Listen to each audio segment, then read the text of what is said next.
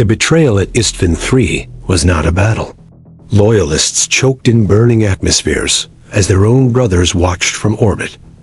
And as the surface of the world died, one ship refused to.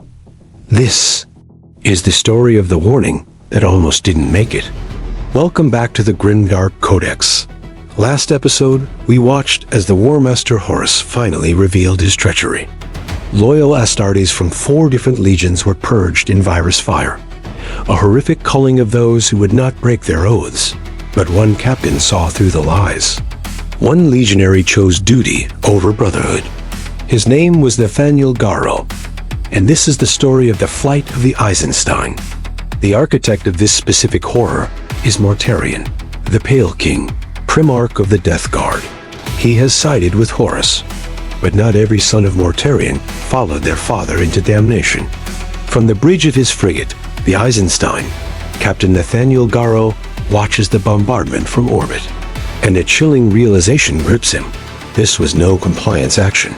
This was no war against a rebellious world. This was extermination. His own brothers were down there.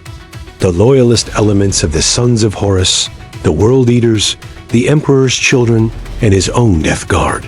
They were all intentionally sent to the surface to die.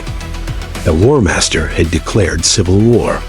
And if Terra did not learn the truth, if the Emperor remained ignorant of this ultimate betrayal, the Imperium would fall blind.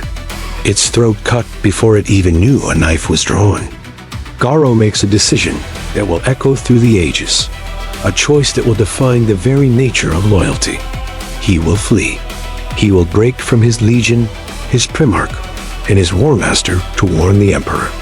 But here's the problem. The Eisenstein is a Death Guard ship, crewed by Death Guard Astartes. Many are still blindly loyal to Mortarion. Many, he suspects, are already corrupted by something far worse. Among them, a sinister presence stalks the corridors. The first captain of the Legion, Typhon. Typhon, a powerful psyker despite his Primarch's hatred of them, senses something is wrong. He feels the warp stirring, a palpable wrongness in the void.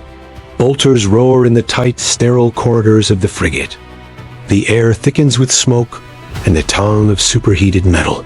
Brother fights brother in suffocating steel passageways, not on an open battlefield, but in the close, brutal confines of their own vessel. This isn't glorious war. Garro and his small band of loyalists stand firm. He tells them he is not rebelling against his legion.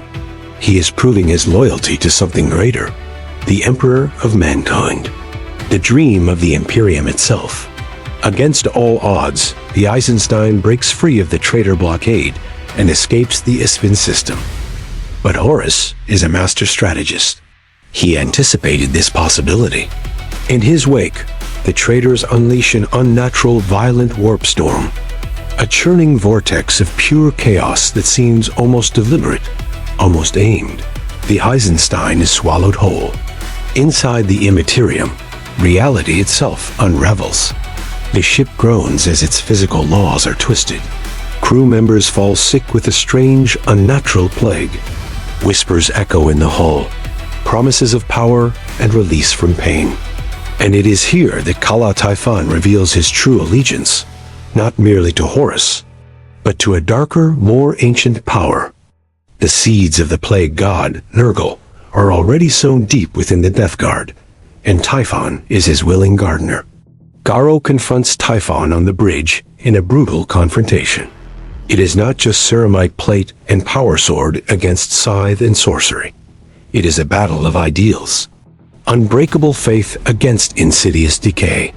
In the chaos, Typhon is overcome, cast out of an airlock and into the raw, churning tides of the warp. The Eisenstein, battered and broken, limps onward through the nightmare. Its crew is barely alive. Its navigator is barely sane, but they endure. After an agonizing journey through the nightmare tides of the warp, the Eisenstein bursts back into real space. Its destination is achieved, Holy Terra, the throne world, the heart of humanity. The ship is a wreck, a ghost vessel held together by willpower alone. Its hull is scorched and pitted, Its interior a charnel house. The crew is shattered, a fraction of what it once was. But the message survives. Nathaniel Garro, battle captain of the traitorous Death Guard. In the sanctums of the Imperial Palace, Garro delivers the unthinkable news. Horus has turned. The Warmaster, the Emperor's most beloved son, now leads half the Legiones Astartes in open rebellion. Civil war has begun. Malcador, whose mind spans millennia, understands instantly. The Imperium is not prepared. The armies are scattered across the galaxy on a crusade of expansion. Terra is vulnerable. But now at least it is warned. Garro expects execution. He is, after all, a son of a traitor Primarch who has defied his superiors and fled a war zone. Instead, he is recruited. Something the Imperium will need to survive the coming darkness. Unbreakable loyalty, forged in the fires of betrayal. Garro becomes one of the first knights errant, a clandestine brotherhood of warriors drawn from loyalist and traitor legions alike, bound by oath directly to the regent.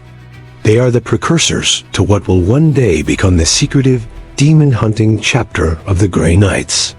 The war is no longer legion against legion. It is now faith against damnation, order against chaos. The Horus Heresy is no longer a rumor from a distant star system. It is real, and Terra is now on a war footing. The flight of the Eisenstein was not a victory.